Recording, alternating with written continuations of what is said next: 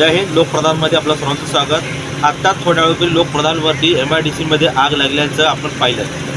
त्या ठिकाणी आम्ही पूर्ण माहिती घेण्याचा प्रयत्न केला तेव्हा कळलं की जुनी लाईफलाईन जी बंद पडली आहे सध्या अक्कलकोट MIDCमध्ये, त्या ठिकाणी कचरा आणि जो काही भंगार आहे तो जाळण्याचा प्रयत्न केला गेला होता.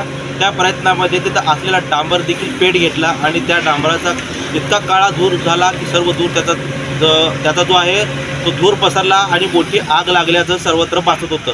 त्यामुळं येणार जाणाऱ्या प्रत्येकांची बघ्यांची गर्दी या ठिकाणी वाढली होती. त्यापैकी एकाने कोणीतरी फायर ब्रिगेडला फोन केला आणि फायर ब्रिगेडच्या 3 गाड्या त्या ठिकाणी आल्या होत्या.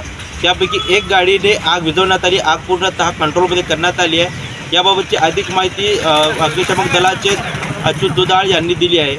या ठिकाणी कोणतीही जीवितहानी झाली नाही आहे. फक्त जे आहे कचरा आणि डांबर हे जळालेलं आहे, त्यामुळं मोठं नुकसान टळलेलं आहे आणि मूळतः ही कंपनी बंद पडली असल्यामुळे या ठिकाणी कोणत्याही प्रकारचं वास्तव्य नाही आहे आणि फक्त कचरा आणि जे काही स्क्रॅप आहे तो त्या ठिकाणी, त्यामुळे कोणतं नुकसान नाही आहे.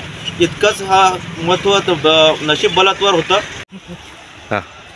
आज रोजी सायंकाळी 5:40 लाईफलाईन इंडस्ट्री या ठिकाणी आग लागली म्हणून माननीय आवटेसाहेब यांनी फोन केला. आवटेसाहेबांना इथे स्थानिक नागरिकांनी पाहून त्या ठिकाणी त्यांना फोन केला की या ठिकाणी आग लागलेली आहे म्हणून. आम्ही या ठिकाणी 3 गाड्या घेऊन आलेलो आहे आणि आल्यानंतर पाहणी केली असता इथे स्थानिक स्वच्छता करत असताना त्यांनी कचरा पेटवला असताना त्या ठिकाणी डांबर होतं. त्या ठिकाणी ते कचरा पेटवत असताना डांबराला पण त्या ठिकाणी आग लागली. आता त्या ठिकाणी जे काय आहे ते डांबर पेटलं होतं. आम्ही त्या ठिकाणी गाडी पाणी मारून संपूर्ण त्या ठिकाणी विझलेली आहे. नुकसान वगैरे काही नाही त्या ठिकाणी.